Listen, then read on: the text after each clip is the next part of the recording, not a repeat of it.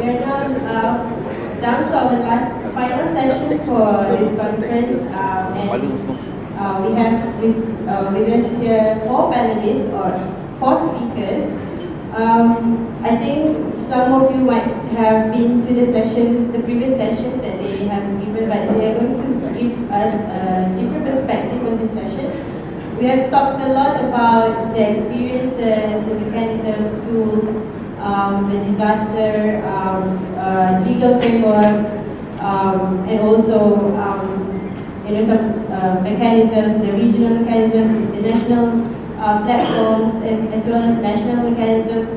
But for this session, we're going to talk a little bit more about what would the future hold, what would be the next trends in the region and in humanitarian assistance and disaster relief. Let me first introduce myself. I'm Aishah from the International Community of Red Cross, based here in Kuala Lumpur Regional Delegation. Maybe I would introduce our first speaker, Mr. Klaus. I think he has been introduced in the previous session, but just to recap, he is the head of International Division, Federal Agency of Technical Relief, DHW Germany. I think in the morning session he talked a little bit about the organization, and in this session he is going to talk more about the European Union Civil Protection Mechanism, EUCPM, which is very interesting because we just talked a little bit about the background, but I would like to invite him to just maybe talk a little bit more about it and share with us on UCPM. And please, Mr. Klaus. I will introduce the other speakers.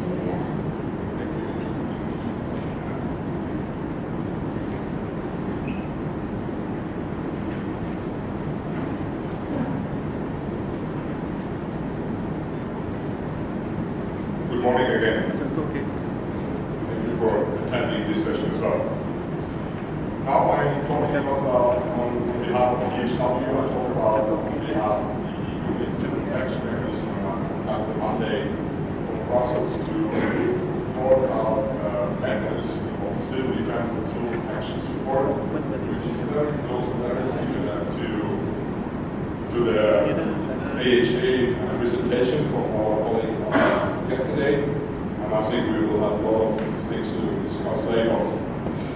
So the Union Civil Protection Mechanism is a mechanism from the European Union.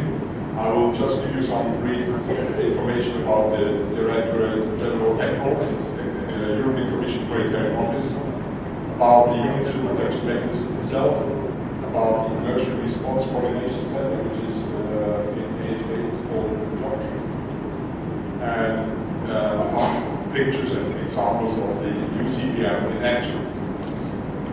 This is Christos Stylianidis, which is the European Commissioner for Humanitarian Aid and Crisis Management, elected member of Parliament from Cyprus, and become Commissioner in the European Union. In each echo we have 2 complementary tools. One is the part of the humanitarian aid, and one is the other is the civil protection part. The humanitarian aid is a major donor in programming and policy development, while the civil protection is a coordinator of voluntary contributions of governments in kind assistance from participating states. I will later refer to participating states which are these. The budget is €1 billion for the humanitarian aid per year and about 35 million for the civil protection. On these figures, you already can figure out that civil protection is a very small part of DG ECHO kind of money. The money goes with humanitarian aid to implementing partners, and from the civil protection it goes through governments, through the European Union to governments in disaster-affected countries, but not with money, with operational needs. In the humanitarian aid, it's more meant for outside of the European Union, and in civil protection we have both. We work inside and outside of the European Union. The disasters are more or less the same: man-made disasters, natural disasters, complex emergencies are in the humanitarian aid. Complex emergencies in the civil protection is not, I would not say a no-go, but it's very rare. And the time scale is for both very quick, very on short notice. As I said, after a few hours, the teams are ready to deploy on the civil protection side as well on the humanitarian aid. But in the civil protection part, we stay maybe 4 weeks, 6 weeks, 8 weeks, sometimes 10 weeks. The humanitarian aid stays as long as needed. The civil protection, which is very close to what AHA is doing, the mechanism itself has 34 participating countries. We have 28 member states in the European Union. Still, as you know, Great Britain will give out, most probably. And we have states which are participating states, so they are not member states of the European Union, but in a very close boundary with the European member states. It's Iceland, Norway, Serbia, North Macedonia, Montenegro, and Turkey. Starting in 2001, so already about 18 years old, the mechanism responded, were activated for about 300 universities around the world. Just to go back to the member states, you see a lot of flags and names of countries like Croatia, Luxembourg, Germany, Hungary, Denmark, and so on. The participating states I just named.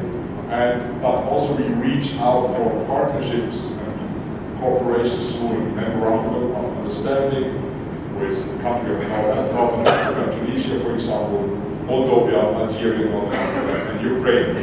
And others are following this example, like Georgia is having to be a partner in this mechanism.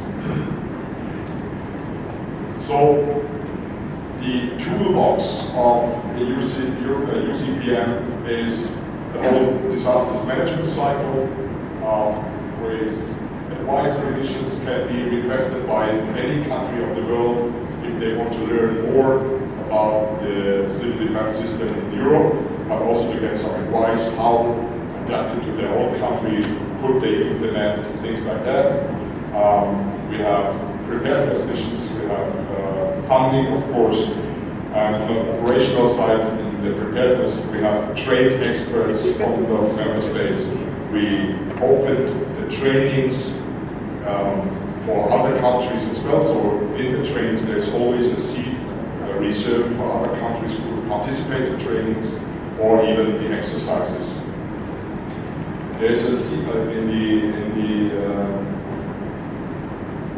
the response we have. For the response, we have a CC's registration platform that every module, every capacity and capability is laid down in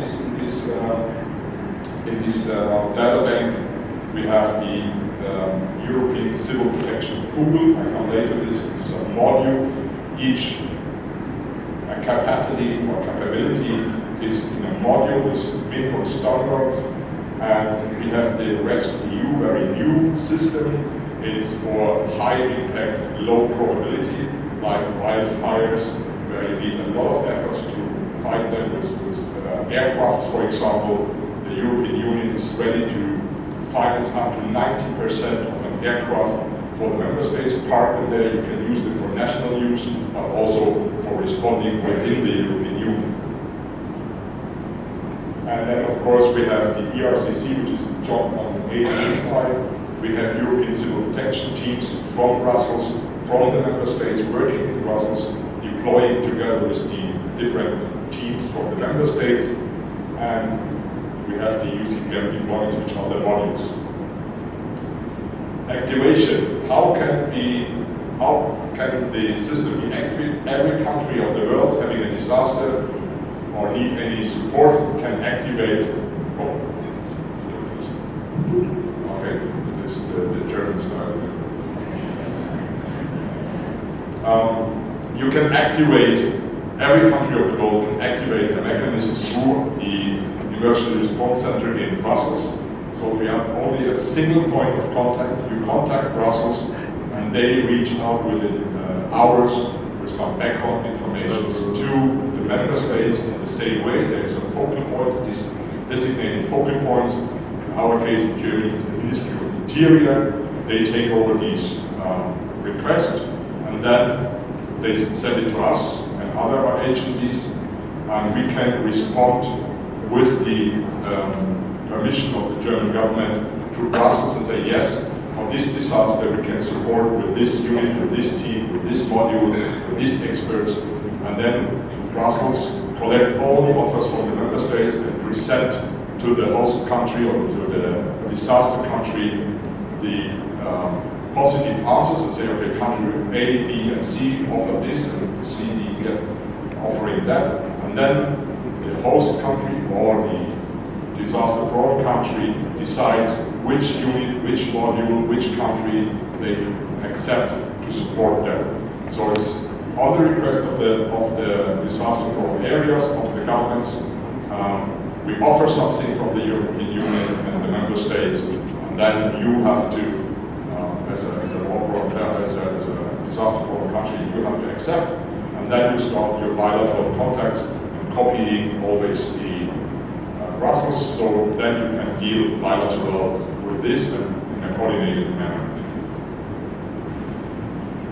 The Emergency Response Center in Brussels is a 24/7 center.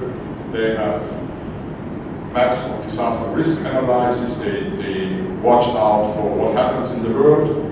They alert teams like us before something happens. They say we see upcoming typhoons, this, better prepared. Think about, is there something you could support if they request? So it's already a little bit in pre to support as much and as fast as possible the maybe requesting country. And coordinates the joint European response.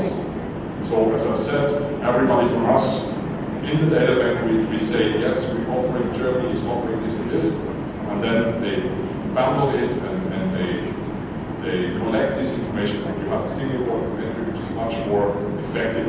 I think you also have the same thing in mind, as we said yesterday. The CCS, the Common Emergency Communication Information System, is managed by the ERCC, but also by the partner states and the member states, participating states and member states. It's an information exchange. For example, just yesterday there was information on the wildfires in Bolivia and Brazil and so on. There's no action now, because you maybe heard about the political impacts about this, especially from Brazil. But we get alert, we get background information on this system about this crisis, so that all member states, all participating states have the same information at the same time, and we can coordinate with that. And it's a resource database. There are predefined modules. I will show you later a slide with the modules. The modules are defined after gap-finding working session, where we want a permanent working session where representatives of the different member states come together, doing gap analysis. Okay, we need more electric support, we need more wash in the support, there's a lack of this and this, and then we create, together with all the member states, we create a minimum standard which have to be fulfilled by the member states if they want to highlight one of the modules or want to put one of the modules in the database. There's a process, you have to show a fact sheet, you have to show that you're coping with the minimum standards of the modules, you have to show them an SOP, how it will be activated, what kind of service they can deliver, and so on. And then it goes through the government to Brussels, and they accept the module in the database, and this is then available module. Experts, the same. There are predefined functions for electricians, for engineers, for water purification specialists, for coordination specialists, and so on and so on. You have to give your CV, you have to show your medical explanation and so on. They have a passport from you and a copy already in Brussels so that they can activate these experts very quickly. And that's all civilian experts. And then you have other 105 modules which are not predefined so much. They have no minimum standards, these special things which are in their member states available for national disaster response. Could be, when there's a need in another country, could be requested, but are not predefined modules because they are so specialized. Here you see a slide where you have the different countries of the member countries of the European Union and the numbers and figures of, I will not go into the detail about the predefined modules. Germany is one of the biggest one. France has the most modules in this CC data bank. This slide shows you with these pictograms what kind of modules is available. Like for Germany, we have WASH module, water sanitation hygiene modules, with water laboratory, with water treatment, with wastewater management, with borehole and waterhole management. We do have urban search and rescue teams in the modules. We have medical field hospital in the module system. We have a CBRN detection module, analysis modules, and so on and so on.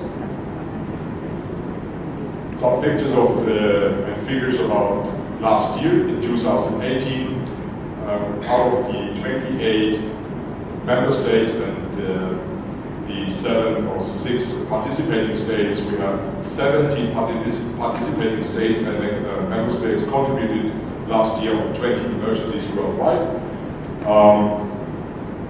with 500 plus firefighters, and it's not correctly firefighters, because not only firefighters, let's say experts in the module, because if they count our wash people, our water treatment stuff, it's all for Brussels, it's also firefighters. I don't know why, but it maybe makes it just easier to understand for them. Then 30 of these 400 experts were sent out. We had 9 ERCC liaison officers going to the field and so on. 11 firefighting planes from Europe went to different places around the world to fight fires from the air. Shelter for 8,500 people, 1,700 shelter kits delivered, 76 power generators, out of them 76 came from THW, and so on, 2 million liters of pure water treated water, purified water, and so on. The emergencies we just talked about, I have to keep because my eyes are not good enough for this speed. Congo was the Ebola response. Here in Colombia, I think it was strong heavy rainfall. Bangladesh, India, Indonesia, Papua New Guinea, and Sweden wildfires, France, floodings, Portugal fires, Greece fires. So different places in the world, inside and outside of the European Union.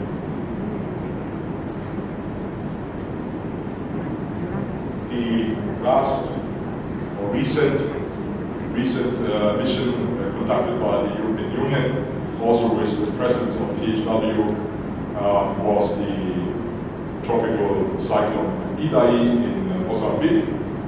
For example, we sent a water sanitation hygiene module there. They not only purified water, they made analysis for the drinking water from different places, from different organizations, not only for us, and tested the water if it's drinkable for the people and for the affected population, but also cleaning boreholes, making the surrounding of the borehole clean, so preventing of cholera was very successful, and the whole mission for THW took about 10 weeks, and then we deployed it back. We handed over, we made trainings with the local staff using these boreholes, maintaining the boreholes better, also repairing of a lot of public toilets and showers, just in prevention measures for the cholera. This is Jean-Claude Juncker, and he speaks about the solidarity in Europe, which is a very important thing. I think that not only the European member states show that solidarity within Europe and outside Europe is needed, but also, this is maybe a little bit of difference between AHA at the moment and the European Union. The solidarity goes further than just organizing the whole thing and getting into coordinating. You talked about the missing benefits. You talked about the peacekeeping operation where you get a reimbursement, and in this mechanism, the European Union has a budget for it, as I showed you before. This budget can be allocated in a certain way for deployments within Europe. We get, as a country which is deploying a unit, we get 75, within Europe, 85% of the transportation costs for material and stuff, and 80% of the operational costs, which is then not such a big burden for the delivering country. If it's outside Europe, it's 75% of the transportation costs and 0 for the operational costs. This outside of Europe, the operational cost has to be carried out by the delivering country. But more than that, it's the trainings, the exercises, the projects. They are 100% grant from the European Union. And this, I personally think, is the big advantage in this European Civil Protection Mechanism, that we, through these trainings, through exchange of experts, through the exercises, we are able to know each other much better, to know the capacity, the capability of each other much better, and to respond in a more coordinated manner. Because if you know your neighbor country, and if you know the member state country which is coming together with you to a mission, you are more easily interlinked on the spot. My president would always say, to exchange the business card on the rubble after nursery is too late. You have to do it at once. And this is one of the best things of this European Civil Protection Mechanism, that they, with their budget, supporting very much, not only writing down SOPs or handbooks for the operations and preparedness, but also giving money, for example, to us. With a consortium, we always have to be a consortium of more countries. We deliver trainings like the operational management course, like the high-level course, like the assessment mission course, and so on. There are different courses which are 100% financed by the European Union. You have to apply for, you have to build a consortium which brings you together, which brings your expertise together, and you have to deliver this to the Brussels, and they will decide if you get the money with this consortium, and then you open it, the training, the exercise, and everything for the whole member states. But always there are 2 seats for the United Nations, and there is always on request a seat for other nations which are not participating in the moment in this system. That's all. Thank you very much.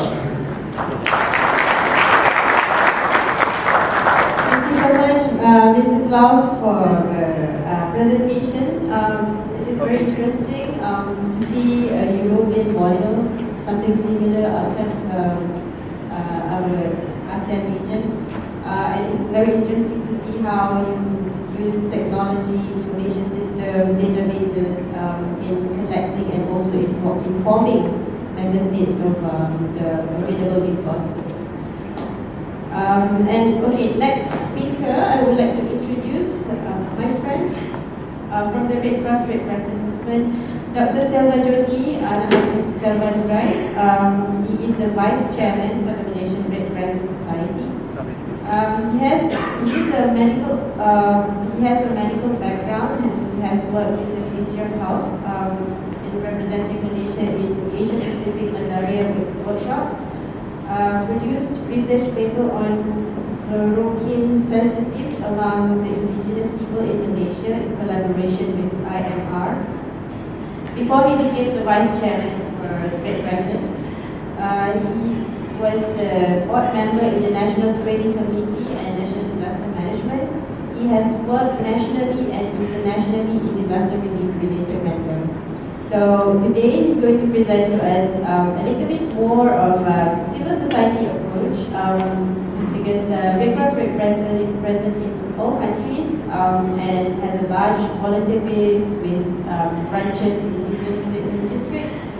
And he's going to talk about empowering community at the center of any humanitarian assistance and disaster relief, and maybe localization of aid. So, welcome.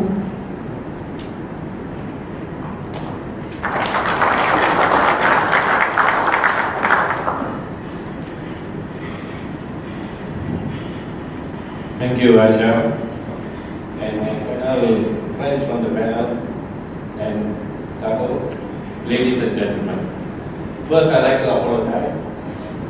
My presentation, my thumb drive gave me a disaster. Before I came into office, please had a new input, so I lost all my information. I couldn't recover in time. So I'm going to talk to you. Sorry for that. But I'd like to talk to you. But here I see a lot of vast experience. I've been with you of this, the Suman exercise, a Suman dialogue we had 2 weeks ago. I talked about the military, how they get involved, a lot of other government agencies, UN, and I believe when I look at you all, I see a lot of vast knowledge you all have. Like my friend coming from Germany, you were talking about a new tax. But one thing is missing for me. That what you all are talking about is localization, which is very, very important. My 30 years, 25 years of experience, I started in Bam, earthquake in Iran, and my last one was in Palu, where we are looking at how things move on. But all this while, we are looking at a problem the community facing. We are not empowering them. That's what my study for the last 20 years. We all keep on talking and bring the community into action. Because without the community involvement, nothing can happen. Whatever program you bring from overseas, one of the best programs, without engagement of the local community, you have wasted your money and strength and energy. Because most of the time I've been to Bam, the latest one I was talking about Sichuan, I was in tsunami in Aceh, Jogja, the last Palu, so many areas I've been. The end results when we leave, what is my assessment and my presentation is, when I ask my community who we are left behind, what you achieve, I don't know, sir.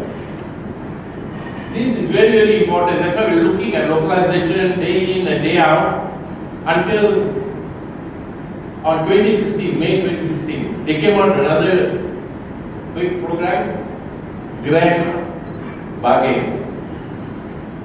They signed a few signatories led by the UN, the former secretary and his panel, and they tried to get all the donors, the government donors and the international humanitarian donors to tie up into one signatory where to look at localization.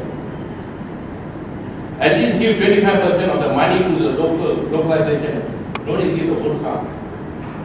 So when they had this grand bargain came in 2016, then we also allocated, okay, we help them, help the local NGOs and the national NGOs. That's what you're focusing on. Support the national NGOs and the local NGOs and the community. This is very, very important. Then is the impact it comes. This is what we are talking for the past 15 years. Past 15 years is going on. And now we have come to a stage where, okay, now we have come into signing this grand bargain. Okay, now the next issue which came was, what shall we look at? The grand bargain, yes. Localization, yes. Because most of them will come with a program which is not localized. you must have a program to be localized. So when you produce a program, make sure the locals are involved in the planning. This is what I have not seen this very often. The locals are not engaged in the planning, engaged in their need assessment, engaged in the need assessment, the designing of the program. You can bring program all over the world, but we must cut the needs of the people. This is my experience. I am talking very strongly on localization. And another thing is, when you all talk about localization, very important is already the country, already the community is already bashed in a disaster, they have to recover. So, we start talking about cash transfer. Give them the cash so they can do the work. Not we bring cash and we try to mobilize or bring relief from overseas, like what we did in Aceh. I used a lot of relief came from Malaysia with the help of the Navy.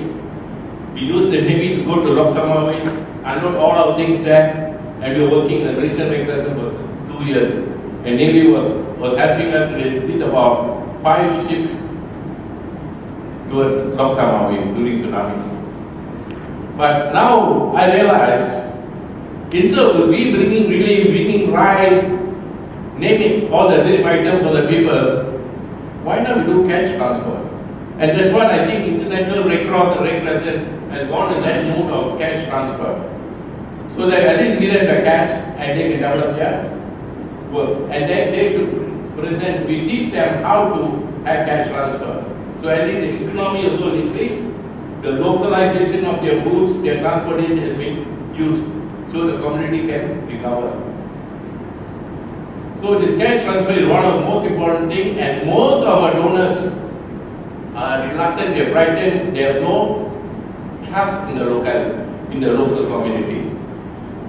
To overcome this, we are suggesting, why not give them a small scale amount of money, don't give mega, give them a small scale, see how they work, how they respond. But most of the international donors and some government donors asking them, give me a report this thing. How can a community who can't read and write and give a big document for your transparency? I said, I don't know what transparency is it. A villager cannot digest what you want. At least tell him, okay, this money you buy a chair, you just let me buy a chair. But don't give specification. It's a lot of complication when you ask for cash. And they have no easy access to the cash. They go through all the progress need to go through one big report, then they'll give you a cash. Come on, make it simplified. You are coming there to help them. So you make it simplified so that they can understand what they need and they give it to you.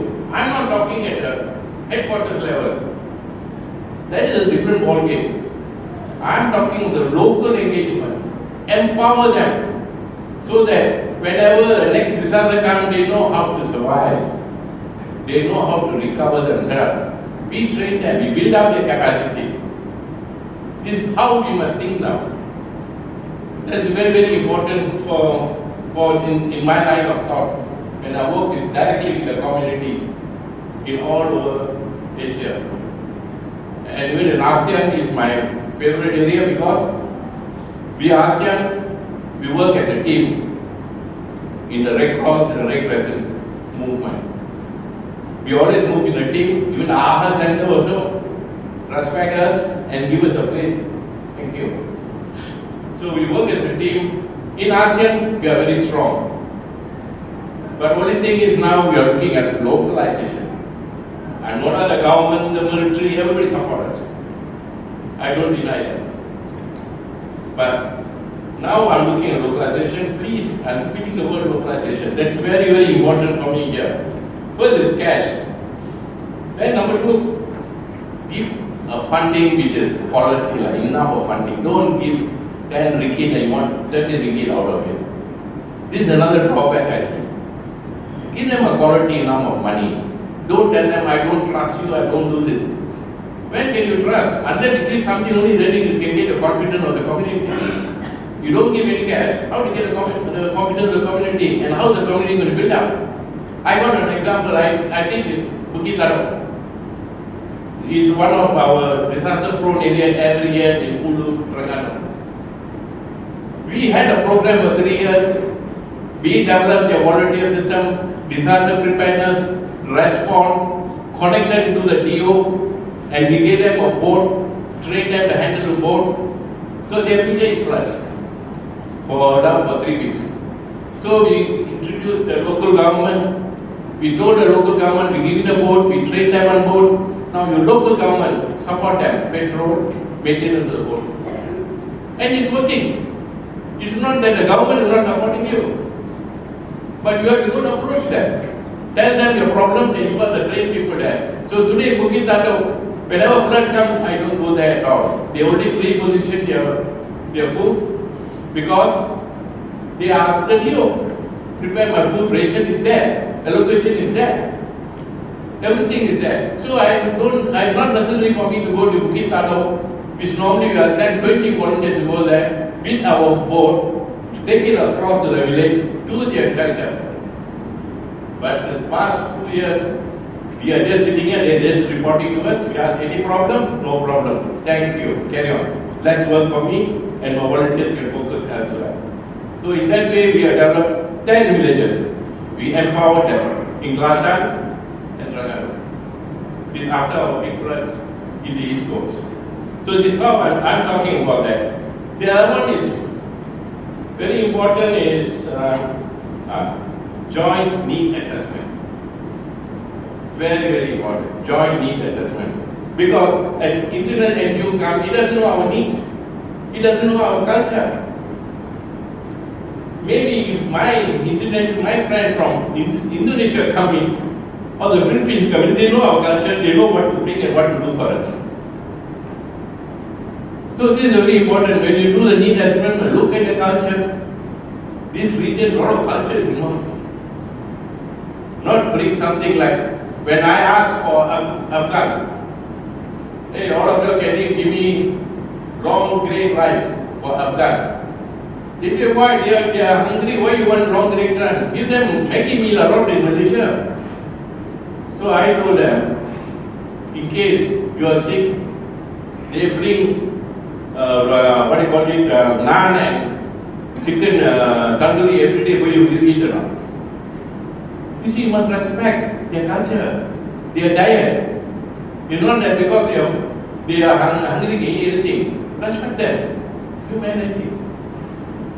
We must look at that. That's the reason this region, we Red Cross and Red Crescent can do well because each of us understands each other's culture. If I go to Vietnam, I know what to do. If I go to Cambodia, I know what to do. If I go to Indonesia, what to do. All the Indonesian come to Malaysia, they know what to do. So ASEAN, I'm very proud to be ASEAN Red Cross and Red Crescent movement. Very strong there. And another important thing is, okay, now I'm talking about very important thing is the localization. We need cash, funding. No funding, no movement. I think everybody needs proper funding, proper cash. Number two, the capacity. Build up the capacity. Very important, building up the capacity of the local. You see, whenever I ask most of them, okay, you have done job 2 years, what's the exit plan? They exit just abruptly. No exit plan. So you must have an exit plan, which most of the international NGOs, even they don't have an exit plan. They don't empower them, don't build up. Within 3 years, I build up the capacity of local and then I leave. What is that exit plan? But you don't. They come in, they enforce what they want and they go. Not what the community wants. The other one is, I'm looking about is equal participation. They say you are in trouble, you don't worry, you sit here, we'll take care. When a man sits alone, without doing nothing, he's a disaster, you feel pity, make him sit there. he'll become more psychologically involved and start causing problem for you, unless you engage them in some work. So participation is very, very important. So that the community will be in peace, because they are already under stress because of disaster. And number more stress is that you have to sit one corner and we'll tell you what to do. So his mind is not engaged. So he will cause more problem for you. And the other one is integration. How to integrate with the community. Especially sometimes, even the headquarters, we don't even integrate with our local community. We come there, see that, and we go. That is all. I don't blame the international donors, I blame our local administrators. They look at their level, they see, oh, this only I can do, and I go off. Even our local government and local NGOs must get engaged in interaction with them. That's another important thing. I already spoke with unique assessment, and very, very important whenever you plan something is gender participation, where most of us ignore the women. Now women are coming more powerful than us. So, and I see in Kopasa, most of the women are able to penetrate the community. Yes. The women volunteers are very powerful now. They can penetrate the community and bring in a lot of programs.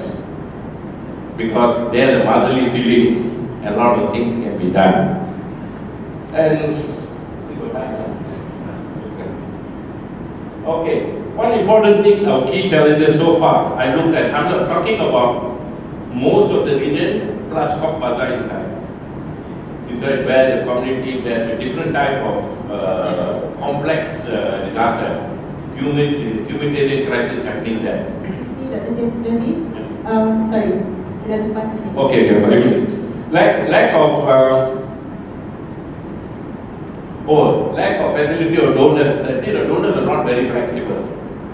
I want it this way, this way, this way. When the locals say no, I want this way. So there's no flexibility of the funding or relief items out. Then, there's a limitation in overhead for the local. When donors come, they give them funding, but they never think of their overheads. The only part of this is the cost, give. But how they maintain all their operational costs? They don't think about it. So that also must be looked into it. The other important thing is problem. This is a big problem. When all the international NGOs come there, they steal their staff. They pick up all their staff, pay them better, and the staff leave like some of the staff leave because the other NGOs are coming and paying better. That's the problem. Stealing our staff, and they come, the capacity drop. And we rebuild our capacity. That's the major problem we are facing. That's our now challenge we are facing. Funding competition. There's a lot of funding competition. Some funders say, do this, I'll give you this. The other funders say, you do this, but both are not meant for the region or for the community. This is a problem, another big problem. And different approach and understanding, okay, there should be various influence. There's a lot of influence on the various coordination and implementation.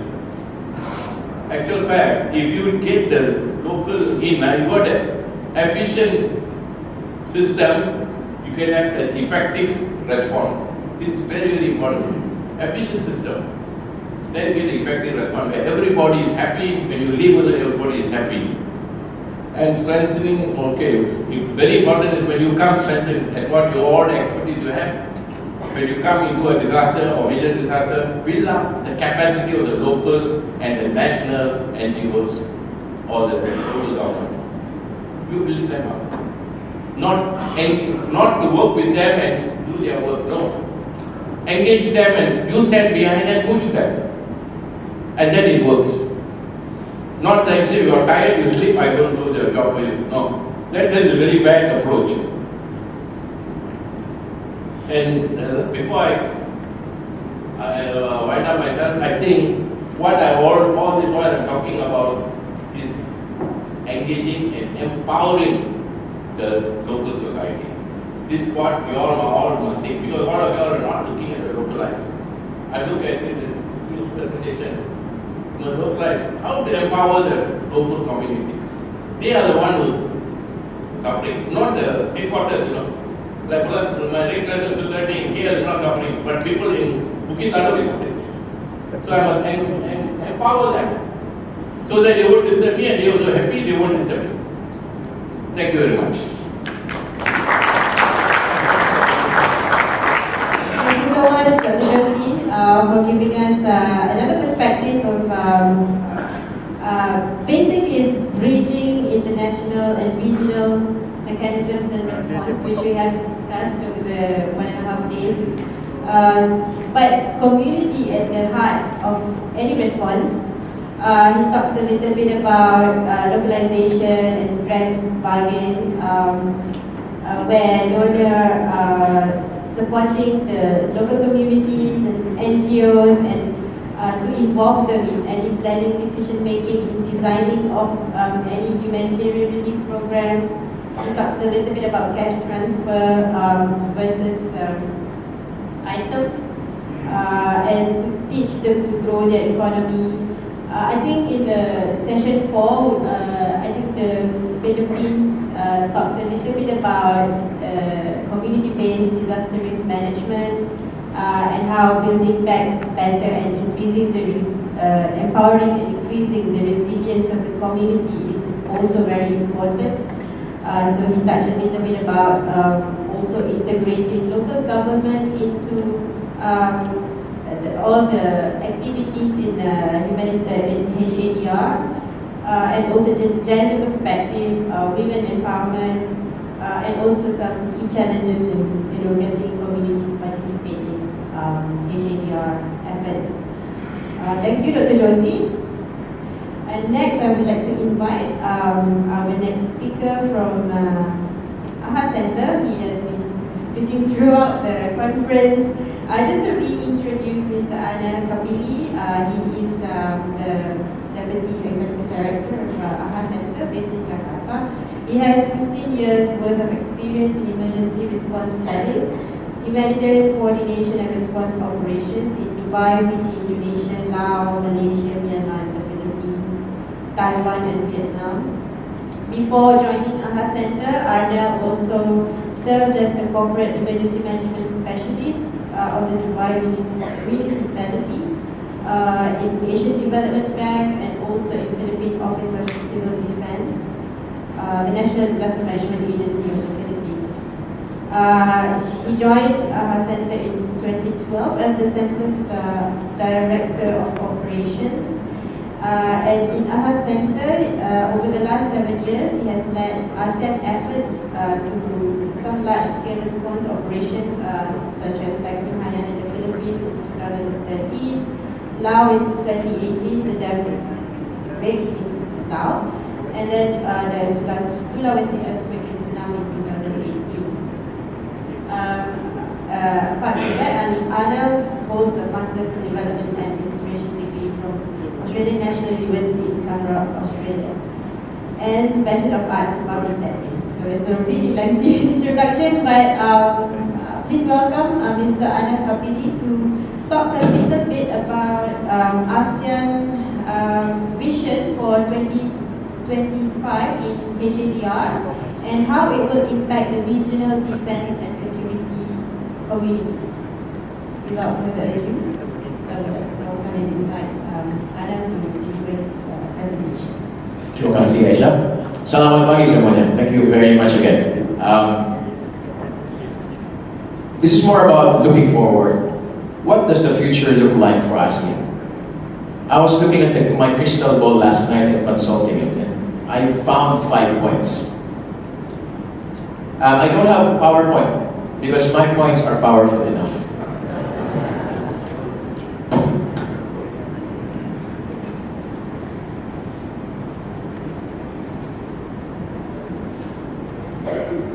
Let me begin by saying that my 5 points is what probably the future for ASEAN would look like. Number 1, 625 million in population total for all 10 countries. We are the 7th largest economy in the world collectively, projected to be the 3rd largest economy in the next 20 years. Our member states are getting bigger. They're getting stronger. They have more capacity to respond to disasters themselves. That's the future. And this was evident. This was clear when Indonesia in 2018, and Pak Mehdi, I suppose, informed you about it during his presentation. Indonesia said, we have enough resources in the country. We don't need any international assistance, but if there are gaps, then we will look into accepting those that are within our priorities. Let me also state that I guess everyone knows now that all disasters are local, right? Central Sulawesi is just one of the, how many provinces pa? One of the islands in 17,000 islands of Indonesia.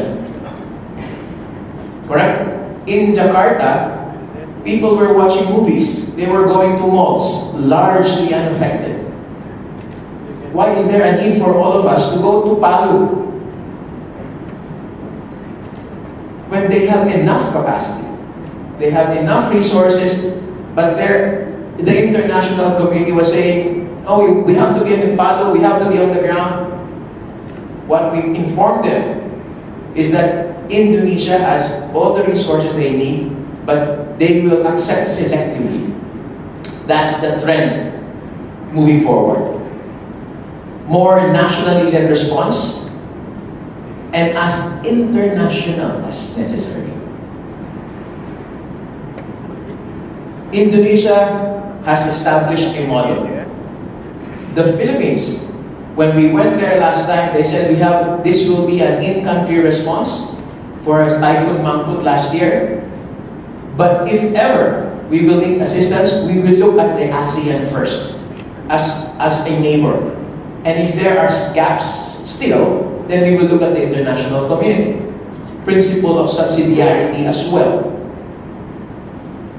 This will be the trend in the next few years, where there will be more national-led response, stronger, and the residual will only be where we can support. And this is, I tell my team every time, if there's a disaster, they jump. They say, oh, we have to be there, we have to be on the ground. I said, no. Let the national government work first. Because that's their responsibility. It's not we're not first responders. First responders are with the national government. And it always has to be civilian-led and military supported. And I have to emphasize that fact.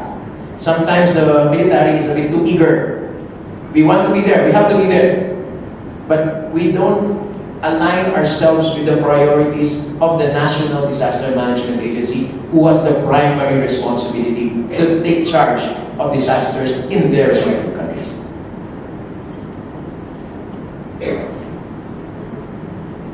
Also,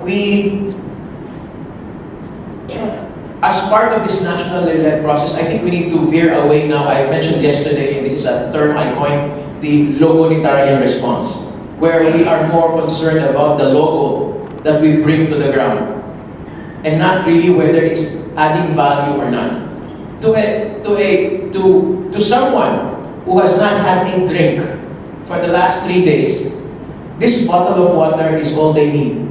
They don't care whatever logo is there. They don't care if it's from the government of this country, from this organization, from this foundation. They don't care. They just need a bottle of water.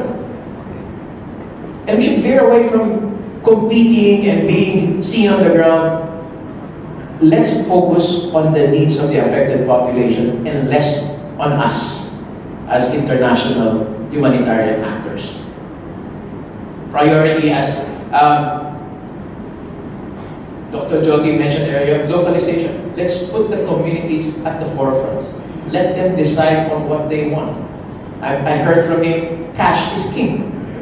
Empower them to make decisions. If they don't want this particular, I remember when we went to Cox's Bazar, there was one message from the Rohingyas, and they said, no speeches, talk to us. Very clear message. They just want to be consulted in the process because they are the main stakeholders. And yet, somehow, we forget to listen. We forget to listen to what they want because we listen to what we want. We also, I remember reading an article from ODI, looking at what is dignity. Because we always talk about dignified return. And this study made by ODI tried to look at defining dignity from the perspective of the population and defining dignity from the perspective of the international humanitarian actors. And you know what they found out? There's quite a difference on how we define dignity. For the Rohingyas, dignity for them are three things. One, they are treated with respect. Two, they can practice their religion. Three, they can go out, find work so that their women can stay at home and does not queue to get assistance.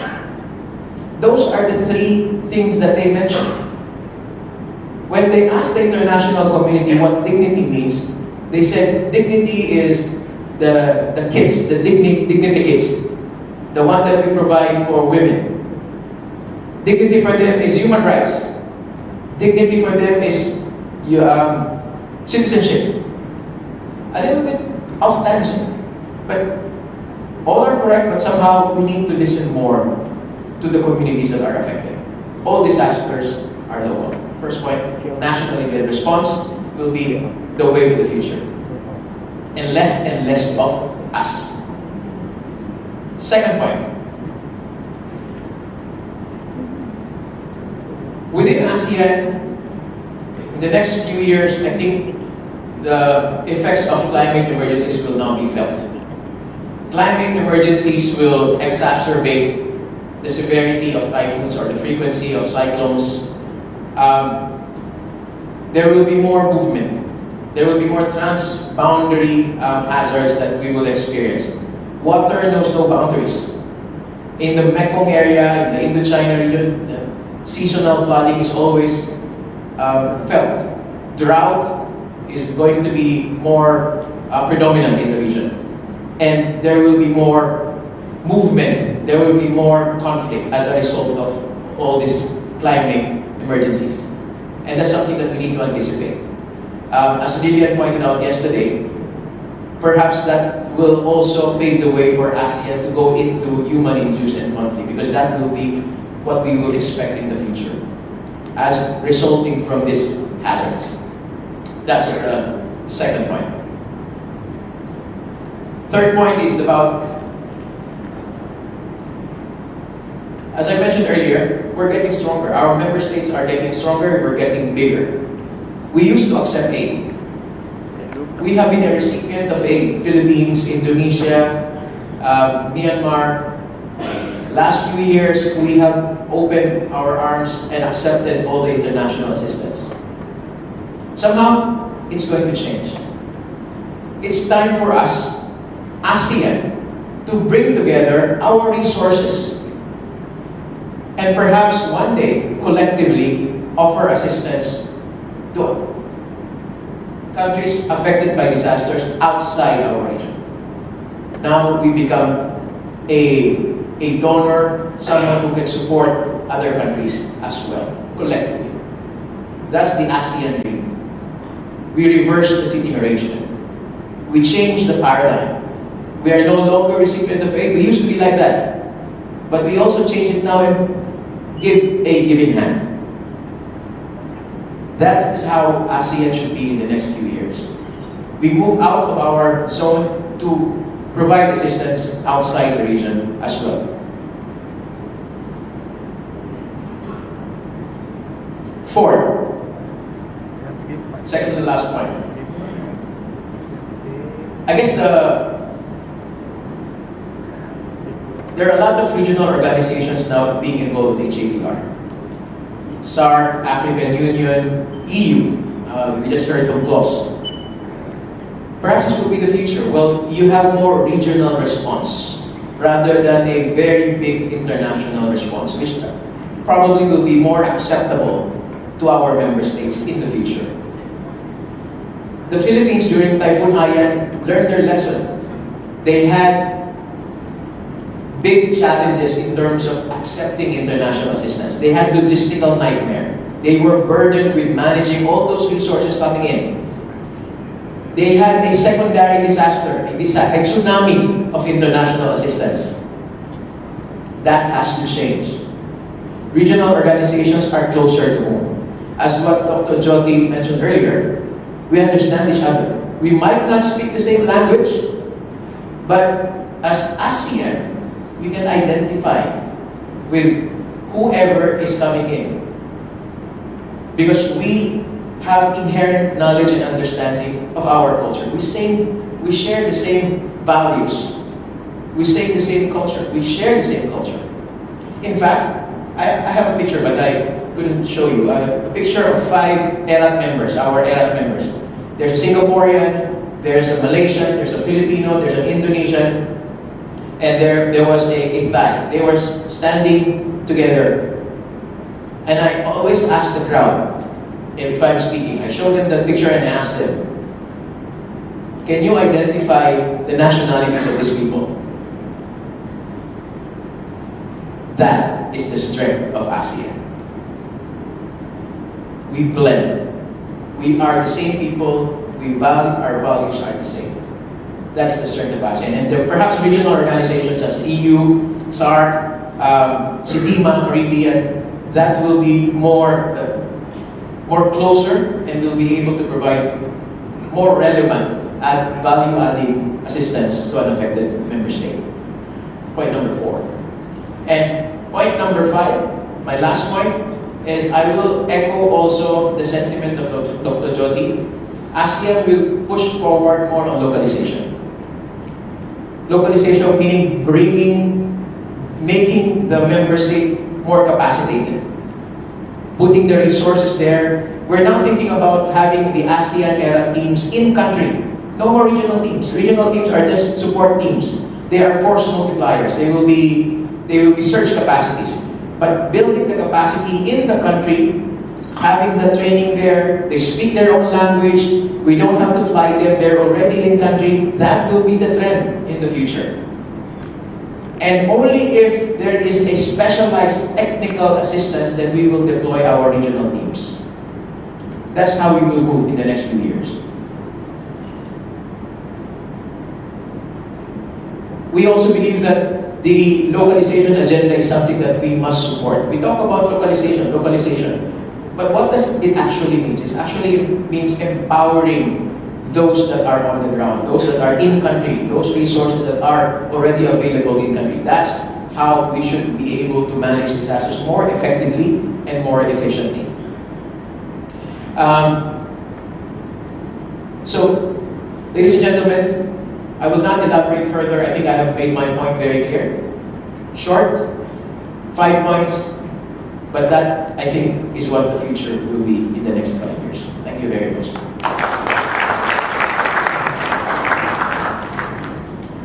Thank you so much, Arnel. That was a very to-the-point presentation about, what are the future trends. I think it's also very new to me because it's very visionary for ASEAN and AHA to look forward to this more national-led response and make it as international as necessary because all disasters are local. I like how you put when Sulawesi earthquake happens, people in Jakarta is just living their day just as usual and normal. What are the priorities? We are always looking at our logos to be there, logo-centric response. But we have to focus to give more focus to the affected populations and not about us. And then Arnel talked about the transboundary hazards and more of human-induced disasters and conflict in the future, where ASEAN will also look at. It's also time for ASEAN to also share and bring resources and turn the table around to support other countries. So it's like a change of paradigm, not as the recipients always, but now it has more capacity, technical skills and resources to give assistance to other countries. And then Arnel talked about more and more regional response. We have other regional bodies interested in HDR, like SAARC in South Asia and also EU, like what Klaus has presented. And this is much more acceptable culturally in those countries. And then final point from Arnel was to echo what Dr. Johti has presented about pushing for more localization of aid agenda, building the capacity of the community at the center of any HDR effort. Thank you so much, Arnel, for the beautiful presentation. And we would like to invite the last speaker for the session and also for the day. She is Dr. Hoang from Diplomatic Academy of Vietnam. She is a research fellow at the Institute of Foreign Policy and Strategic Studies at the Academy. She focuses her research on international relations in Southeast Asia, regional security architecture and the foreign policy of Vietnam. She has a master's degree and PhD degrees from the Rajaratnam School of International Studies in Singapore. So she would present something around how AHA and ASEAN can deliver better response, just an analysis and maybe recommendations. So please, I would like to welcome her to deliver the presentation.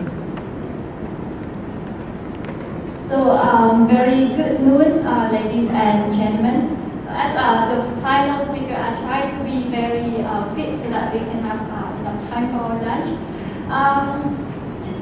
Just now, our friends from the AHA Center provides a very interesting picture of the future of ASEAN HDR activities and trends. And I think personally there is some agreement, but I also find it a little bit optimistic.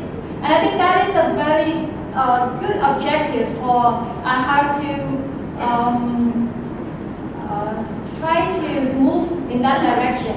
But in the process of realizing those objectives, I think AHA still have some weaknesses and some challenges that should be addressed.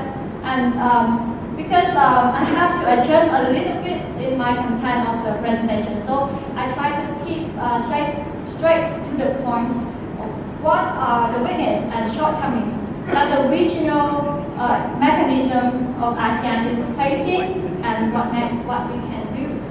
There are some overlapping opinions with other panelists, but there are also some areas that I think we should focus.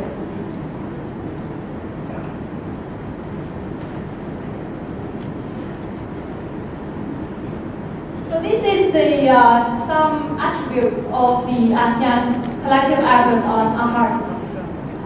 There is one significant character of the AHA is the ASEAN way approach.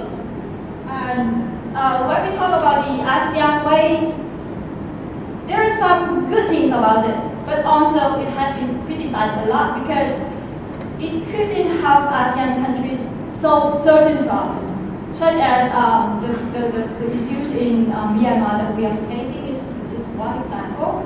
And another point is that AHA is part of the ASEAN community building efforts. And that is why I think it is very important for us to strengthen the AHA mechanism. And we can do it because reality and practices have shown that the ADMIR and the AHA Center has been relatively successful. It has been considered as the model for other regions to study and some details. But there are still gaps remain unfilled that we need to address at the operational level. I think the current role of the AHA is just limited to basic information sharing functions without substantial logistic and funding. It's trying best to be the coordinating.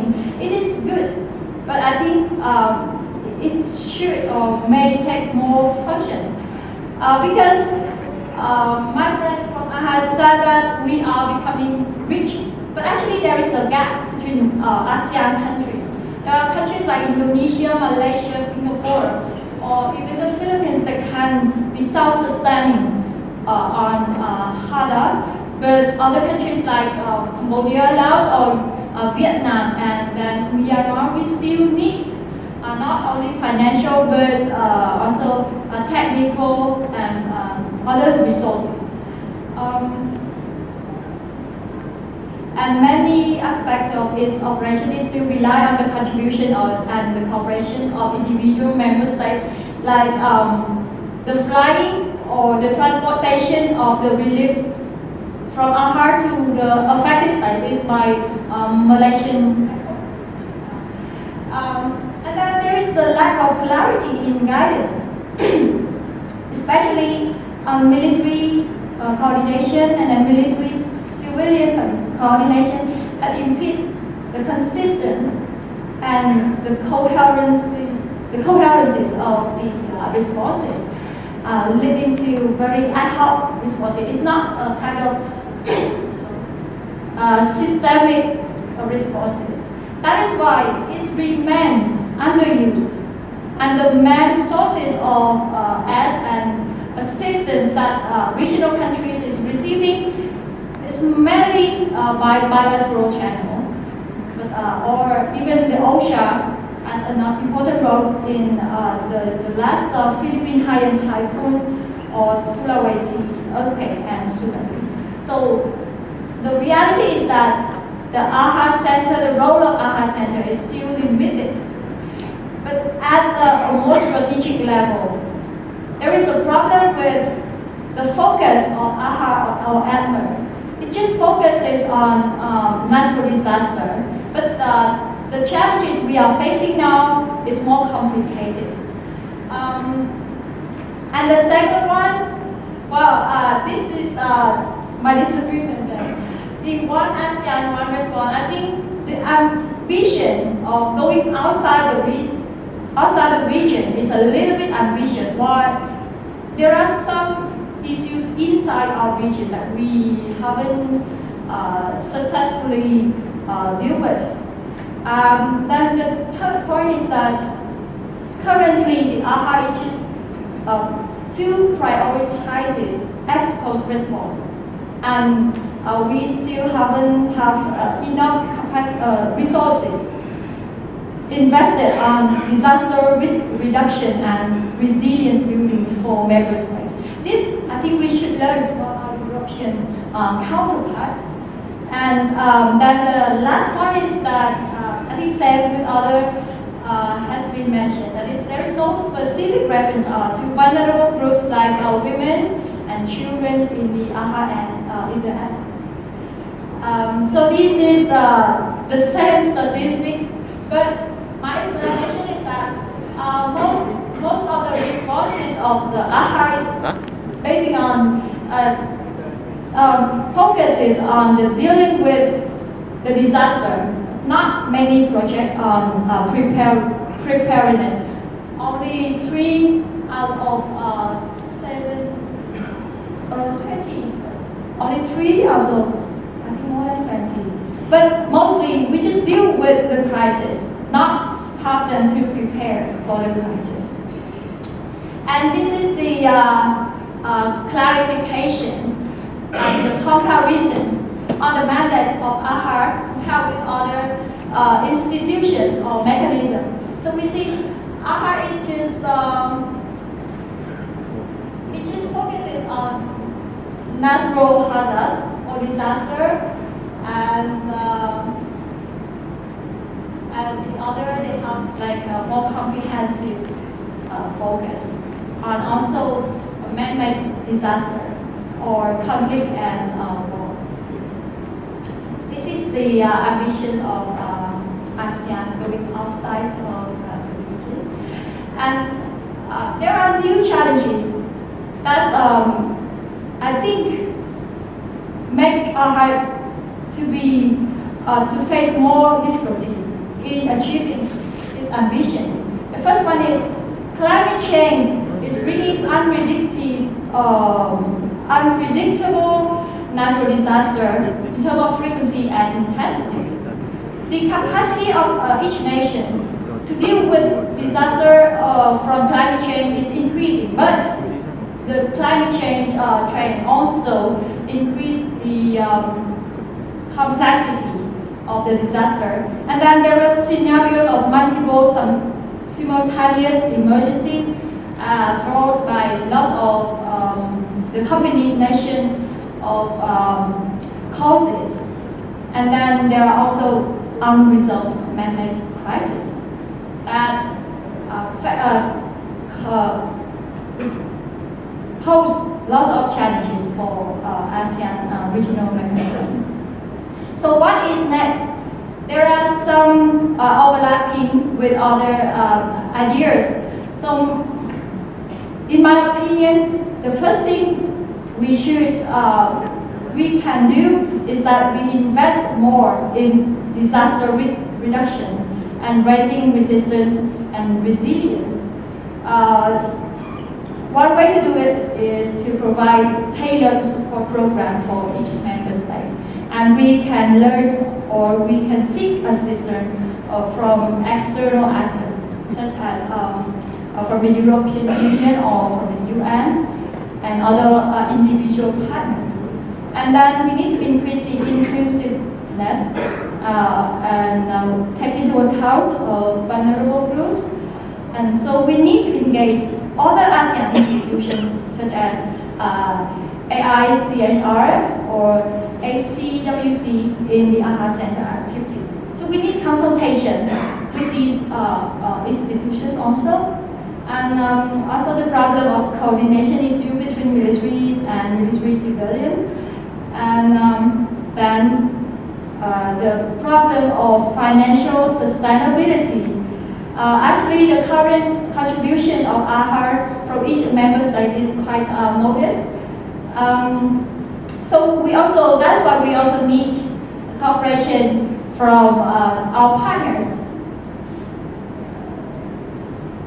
But then, in building or in cooperation with external partners, we need to ensure actual regional engagement to be effective, timely, and cognizant of our regional realities.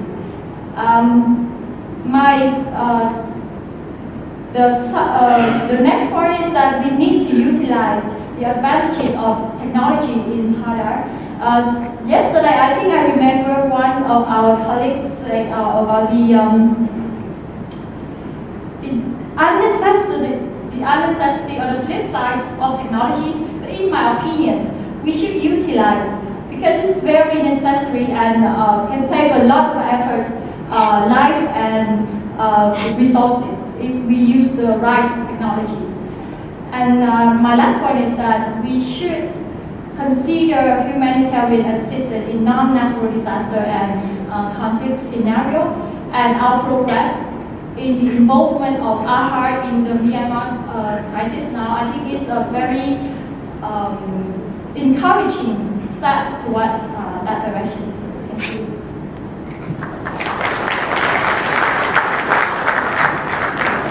Thank you so much, Dr. Hoang. I think her presentation sums up a lot of future trends and what should be included, what should be considered in our future HADR targets. Dr. Hoang started with what are the gaps, and then the challenges, and then I think we found a lot of keywords which we can discuss in the next 20 minutes. firstly about the investment in more disaster risk reduction efforts versus response, and also inclusiveness in our response to consider vulnerable groups, women, children, involving the community groups, civil societies. There's also points about what are the male-male relationships, SIF-male coordination, how it is being developed in the region, and also about the financial sustainability, how modest it is in this region, and also partnerships. This is a really big topic for the future or now, because the future is now. Public-private partnerships, between regional partnerships, civil society, governments, partnerships. And then Dr. Hoang touched a little bit about technology, and we saw a lot of technology being developed around HADR, Information System Resources Database, like Klaus also mentioned in his presentation. And lastly, how HADR can also be not just about disaster, but also man-made disasters like conflict, protracted conflict, and all sorts of man-made disasters. So, and also she touched one point about climate change that will change, the whole ball game of HADR, migration-induced, climate change-induced migration as well. So there's a whole lot of range of topics to discuss about, but I would like, I don't know, I have some questions, but maybe I would like to open to the floor first.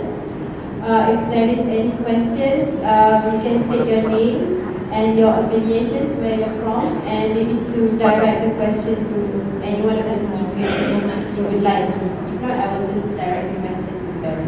I will open one or two questions from the floor.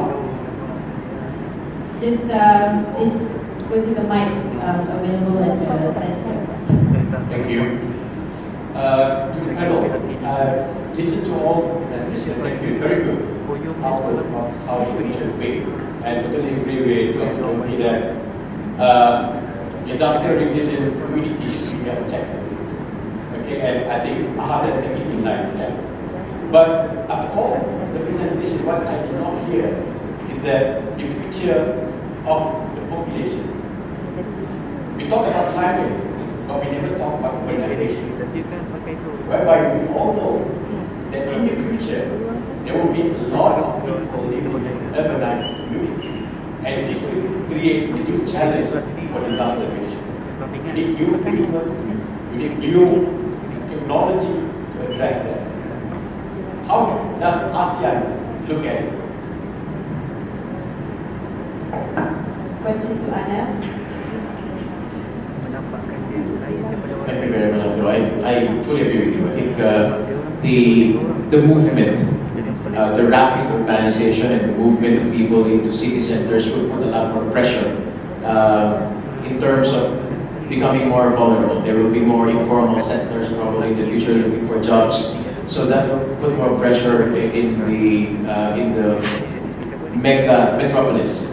ASEAN is looking at it in last year, I think if I remember right, during the chairmanship of Singapore, Singapore launched this Smart Cities initiative, where it's connecting, trying to build smart cities in terms of being able to support the smart cities with technology, linking technology with humanitarian assistance and disaster relief, making sure that the most vulnerable are given the space as well as the proper attention in building that smart city. So that will be the future once those are developed. There are already several cities that have signified their intention to be part of the program. So we will see that evolve in the next few years.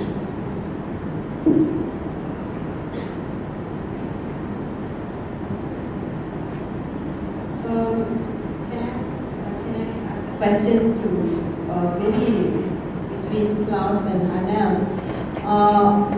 On how can, this response, there's a lot more interest from the military as well well as the national government. So I saw that there's also an ADMM Plus that also focuses on the HADR.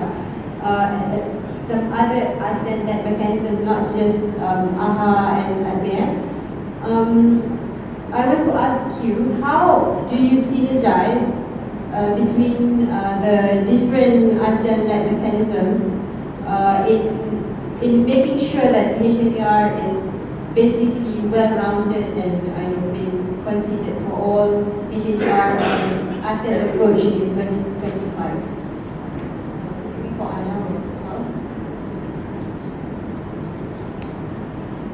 Okay, can you ask the others as well, because I've earned my lunch already.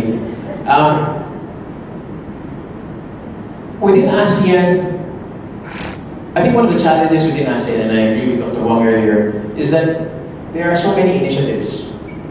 So many initiatives. I was reading this book and one of the Secretary Generals was asked, what is the biggest challenge for ASEAN? And this Secretary General said, if we can only implement half of what we have written, we're going to be successful. Because there are so many initiatives that sometimes we are not becoming aware of those initiatives. For example, in Thailand, they just created an ASEAN Center for Military Medicine, which is supposed to respond to HADR. In Singapore, they established the Regional Humanitarian Coordination Center, which is a mill-to-mill function that will support the MNCC, the Multinational Coordination Center, if established.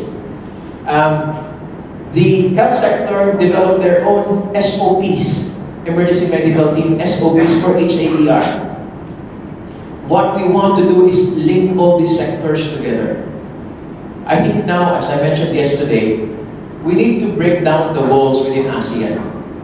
It's not a military response, it's not a health response, it's our response. It's a collective response.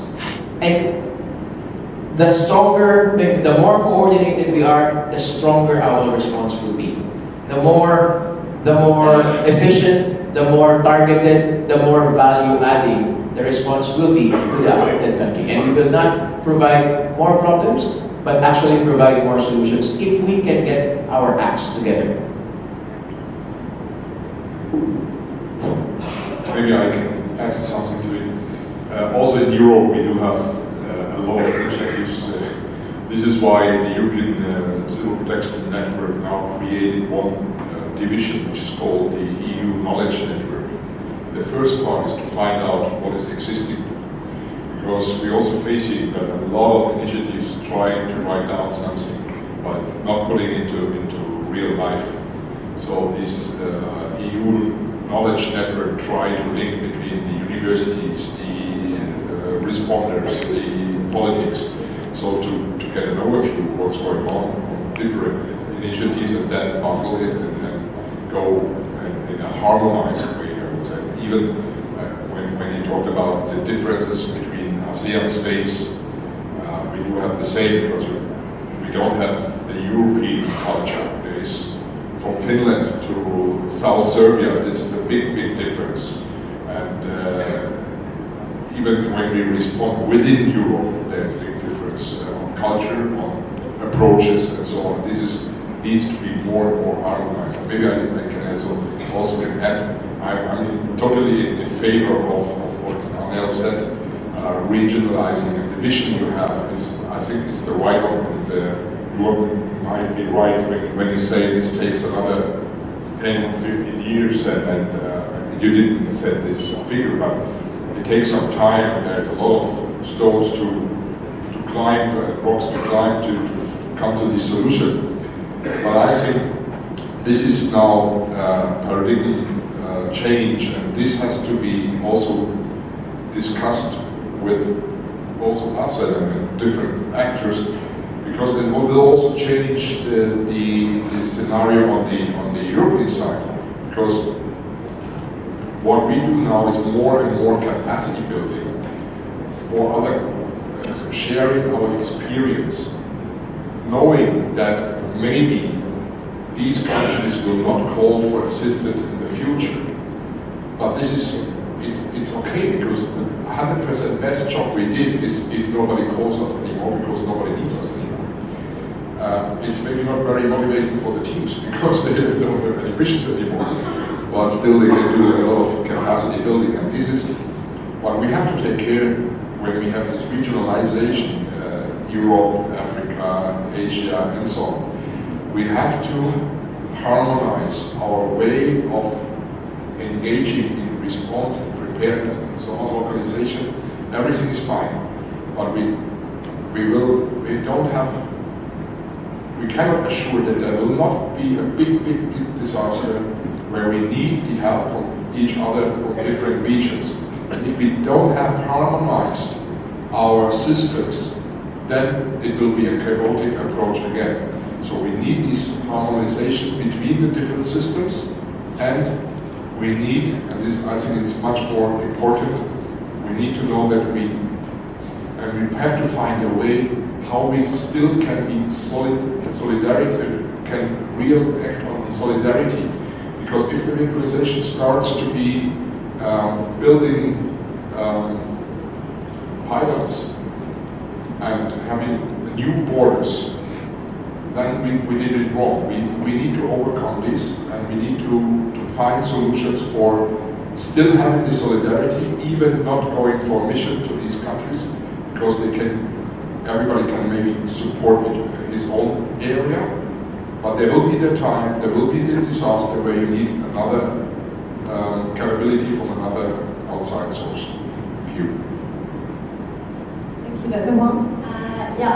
Well, regarding like different initiatives going on in the region, I think in this context, what AHA can do is to try to be the coordinating one, like the ASEAN Secretariat. And so I think AHA should increase its visibility and its credibility, so that other actors think that it is a reliable coordinator. And I think also it needs to be institutionalized too. So we need kind of political commitment, more mandate for the AHA to coordinate, to regulate all these different aspects of HADA, either in medical or military cooperation or resilient building something. So we have to enhance the AHA. So maybe more work on. I should have lunch by now. Can I just share my views here? Arnel mentioned about the military being aggressive, but if you look at the trend, it is the military that has conferences like this. Because at the end of the day, when the balloon goes up, everybody looks at the military. So I wish AHA Center now with NATMA and the other 9 organizations, you should have these conferences. Because what Dr. Johti is mentioning is very clear, that localization. So most probably because it has been this kind of conferences are hosted by the military, most perceive on the other side who don't wear uniforms like us, that the military is actually pushing for it. But you must remember, whatever, at the end of the day, we are political tools to the political masters. And the political masters would like us to be ready. So I agree with Dr. Hoang that AHA probably needs to have much more visibility. I'm not, probably you need to answer questions which she posted that in that sense. So I think, I'm not sure whether NATMA is around here. I wish NATMA would then take on, follow on. And I actually thank YB Hoang Oanh from MiDAS is here. So this is the first initiative MiDAS has taken to get politicians involved. And I know in Penang, as Penang Institute think tank, I think states in Malaysia should now invite Dr. Johti and talk about this kind of organizations for Malaysia itself. And I hope that this can be the catalyst to move NATMA as well as your concept about localization and doing that. This is just my comment. And And I hope the future doesn't have to have a military organization organizing this kind of conferences on HDR. Thank you. Thank you, Dato. Can I say something? Is it true? I mean, are you saying that HDR is seen as a tool of defense diplomacy, or with the military assets used at the center of any HDR response? If you look at it, under the ADMM, okay, as well as because MIDAS is part of this organization called NADI, Network ASEAN Defense Institutes, and the 10 countries come together, the think tanks of the 10 countries come together, and we look at future trends and we actually propose certain ways ahead. Because we find that no one else is talking about this. So NADI has been brought together and we discuss things like cybersecurity, terrorism, things which are not militarily sensitive, that can bring us closer as ASEAN. So that's why you find that we talk about HDR, how to improve, and then comes ASEAN Military Readiness Group. So we are moving forward so that when the balloon goes up and our center wants to move things from A point to B point, we are ready to do that. And these are things which are non-sensitive, which crosses all the legacy baggage that we have among us. And this is how we do confidence building measure towards trust building. So that is what we are doing actually, using defense diplomacy. And every day we see defense diplomacy always works with political, foreign diplomacy doesn't work. Thank you. Thank you. I would like to open to more questions. Lilian, you have a question?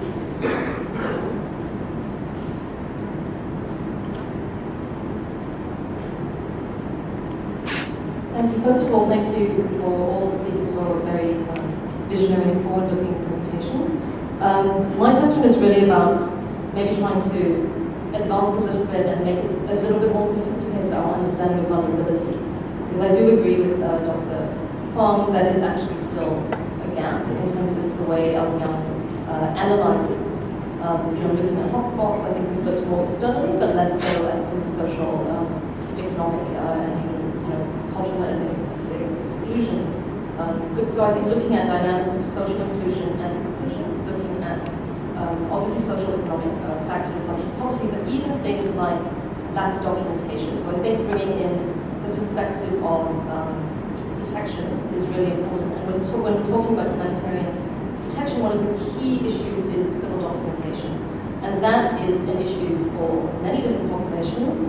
First and foremost, in a disaster, as we've seen in so many instances, the Aishah tsunami is a great example that entire institutions with identity documents and land titles and everything were completely wiped out. And of course, this is also the case for certain populations who just lack documentation. Migrants, for example, obviously refugees and stateless persons. And I think that we can't, obviously, if we are talking about humanitarian response, we need to be looking at all kinds of people in the population. We need to be prepared for replacing documents that are lost. We need to be prepared to access people who do not have documentation. So I think these types of issues really do need to be instituted, and we have to go beyond looking at vulnerability as a group-based sort of thing. Like we just assume that children, women, and the elderly are naturally vulnerable, but it's not actually true. I mean, obviously there are certain needs, there are particular needs that these groups have, but vulnerability is not based just on what group category you fall into. It's much more complex than that. There's geography, social economic indicators. So I know that ASEAN does actually have a vulnerability framework, but I think to what extent is it complex enough, and to what extent is it actually being implemented and how can we improve that? Thank you, Lilian. Any comments from the speakers? Okay. All right, I'll open to another few questions from the floor, if there's any. If not, I can just ask maybe Dr. Johti. As the Red Cross and Red Crescent movement, working with the communities, with large volunteer-based in areas, these local areas which we were discussing about. How do you see your role how do you see national societies or Red Cross, Red Crescent societies' role in bridging the efforts between the local government and also the regional mechanism to the community? How do you see your role?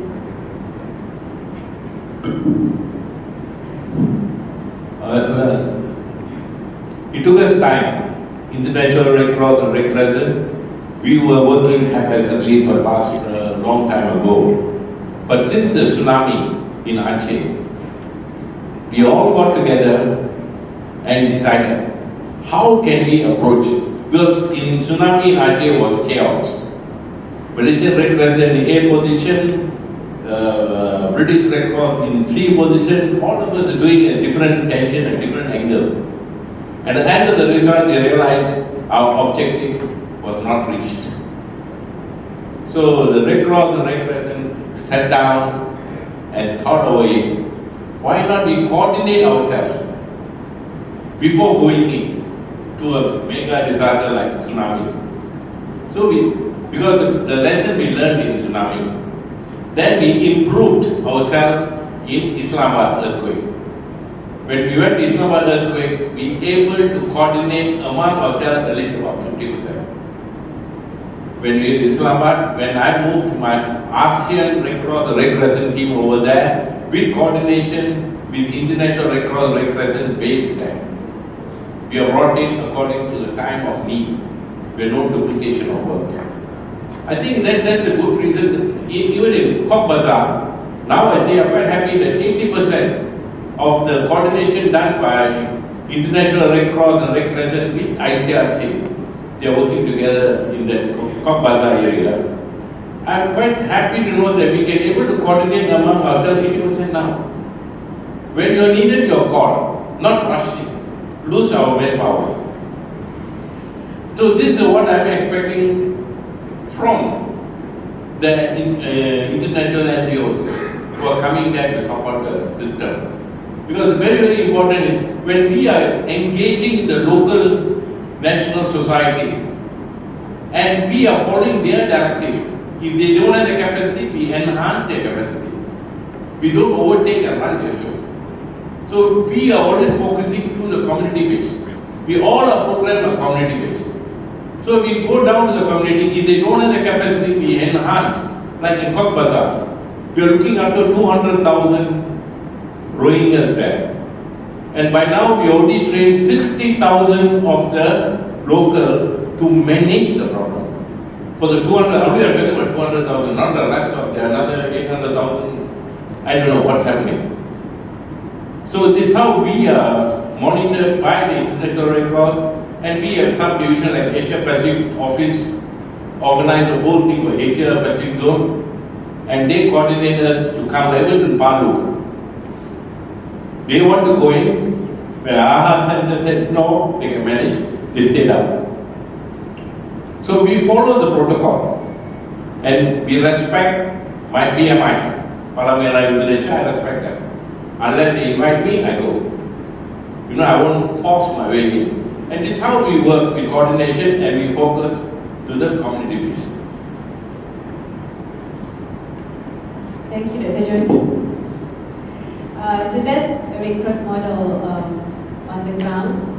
I would like to open for maybe last question from the floor before we proceed to lunch. Okay.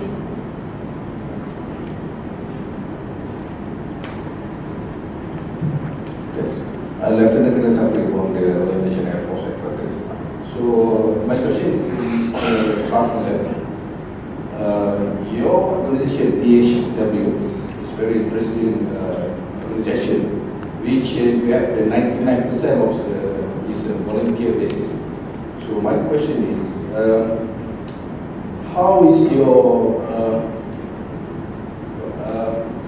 how you come up with the coordination with the NGOs and also the military in the perspective of the EU and also the German state itself?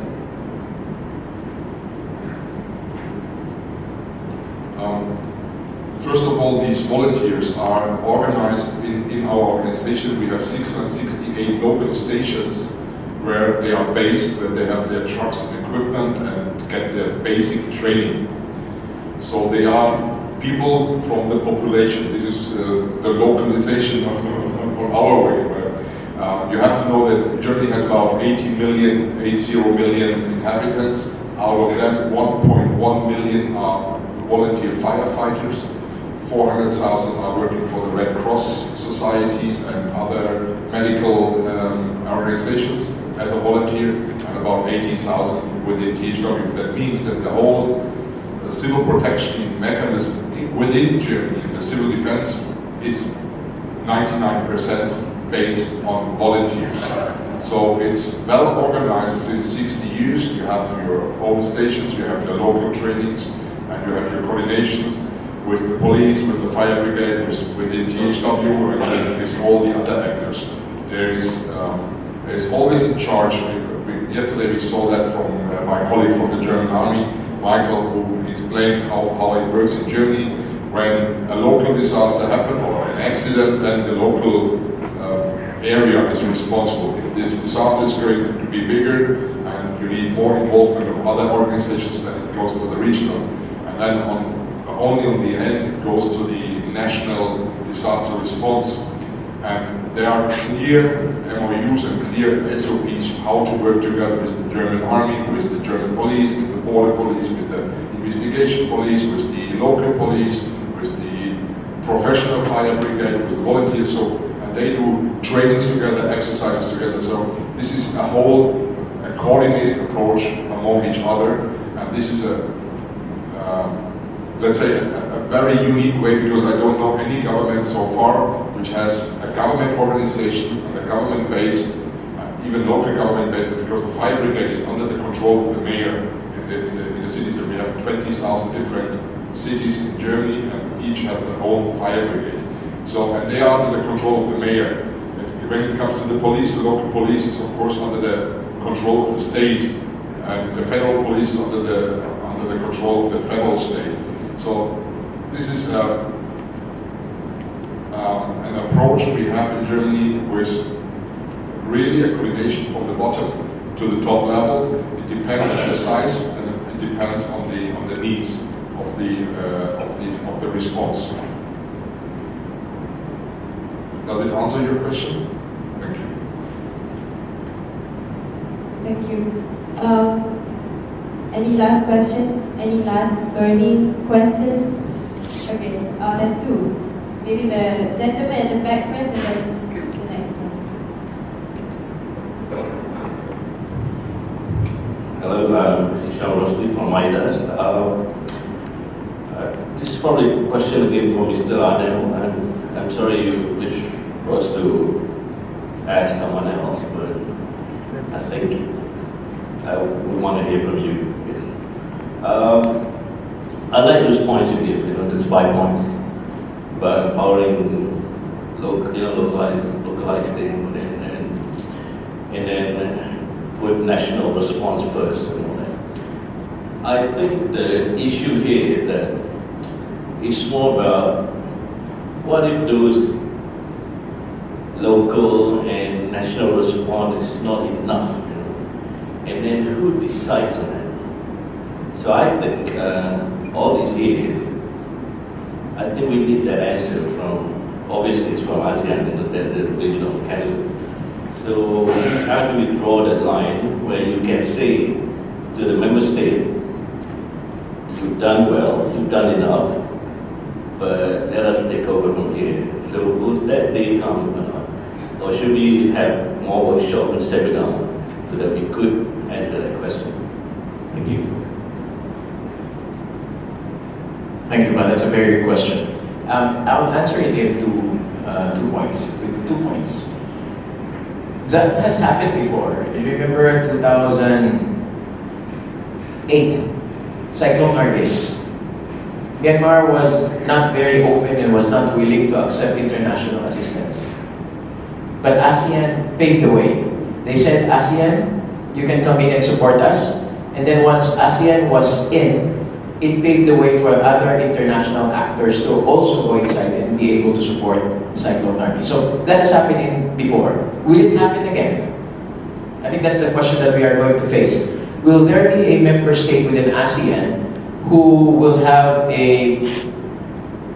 does not have the capacity to manage their own disaster?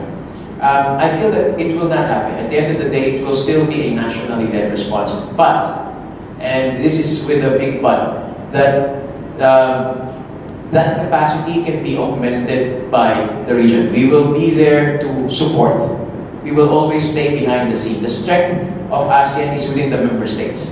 What we always say is that the member states should be at the forefront, driving the disaster, leading the response, ASEAN standing behind, supporting. So if you ask me if there will be a time that the ASEAN or the ASEAN will take over, no, there will never be a time.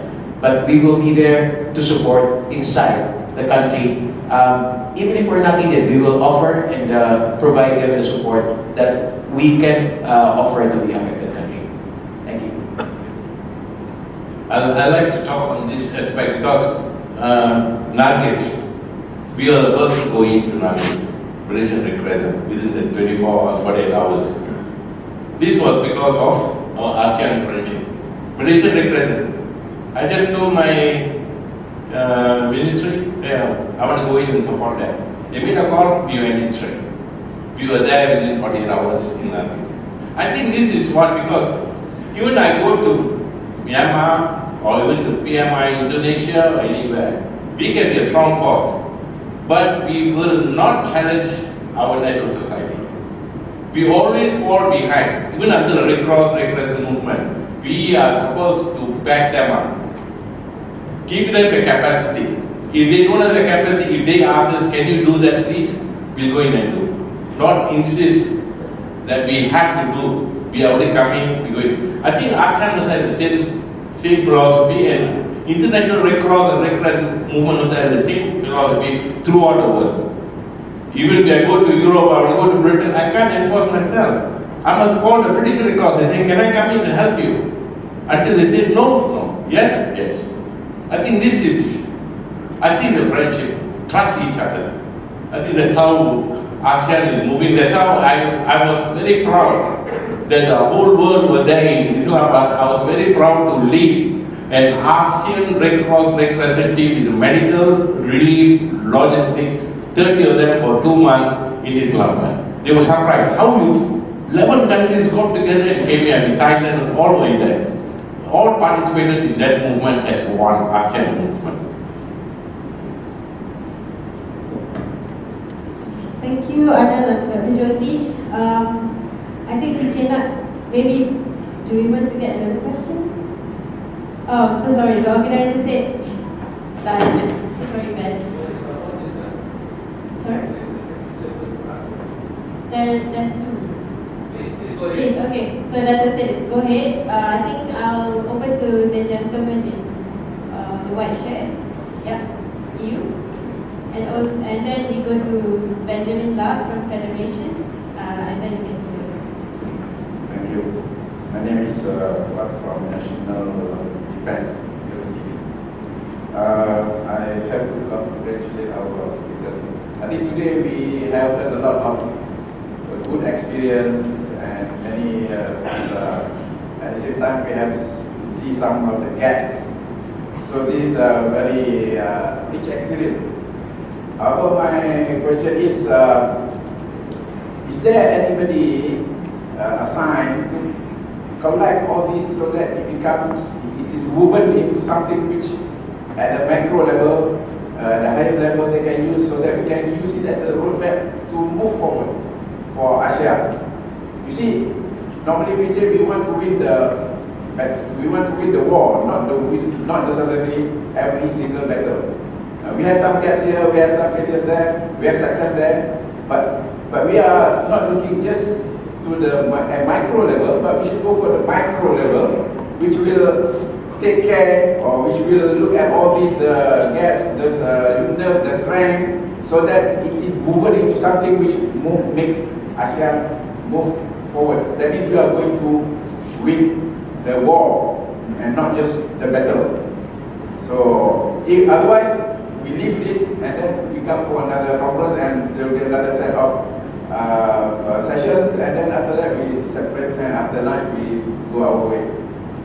So my question is there somebody who will look into it so that we can move forward, taking into consideration all that we have discussed. Thank you. Not so sure. Are you posing a question to the speakers? Okay, I think for this session, for this 1.5 day session, MiDAS will be collecting all this, and we will be putting up a report to the Ministry of Defence. Hopefully, Ministry of Defence will then bring it up to an appropriate body to discuss. But I will also request AHA, I don't know whether you have this like, in Nadi, let's just share with you Nadi, no ASEAN Defence. We have once in 2 years the retreat, and in the year, the ASEAN chair, next year is going to be Vietnam. We have workshops going on where the Nadi group comes together and discuss things. I'm not sure whether AHA does it with the 10 ASEAN. So if you could do that, taking away what's been discussed here, and we can share with you what report we will write, so that what he says, it can be moved and it can be bottom-up approach and top-down approach. I think that's most important. And I've seen in most conferences, we are all passionate to move forward, but it's the political will that is still lacking. Okay, thank you. Last one from, can you introduce yourself and your affiliation? Yeah, thank you, Aishah. Is it on? Okay. Thanks, Aishah. Yeah, my name is Benjamin Love. I'm the Regional Civil Military Coordinator for the International Federation of Red Cross Red Crescent Societies. Our job is to support and work with the 191 national societies globally.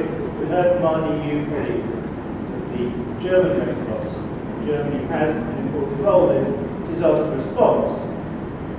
I just wanted to emphasize that our role is to support, coordinate support to national societies. Those national societies normally sit on the board of any national disaster management administration or organization. So they're part of the sort of national governmental level decision making as well.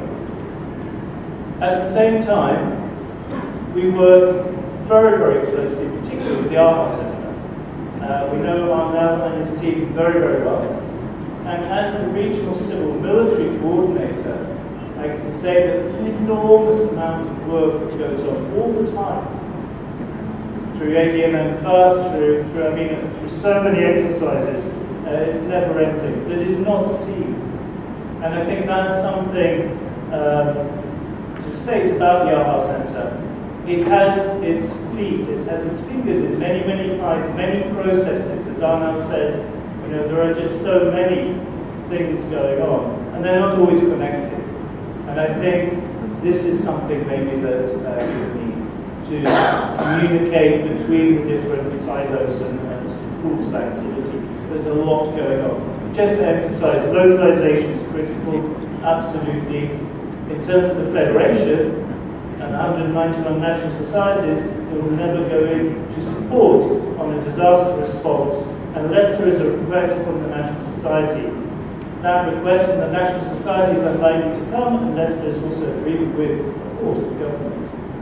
Because the government, the sovereign government, always owns the problem. And this is so critical to understand. And in a region like ASEAN, we have economically strong countries, we have very politically strong countries.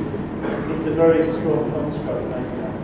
And I think this has been reflected in the last few statements. You know, absolutely, I think ASEAN can look after response itself as a grouping. Individual countries, we had from the Philippines earlier, compared to 10 years ago, are able to respond with their own capacities. Our job as international organizations is to support that at the request of, not to assume that we have a role and automatically jump in. So it's more of a statement than anything. Thank you. Thank you.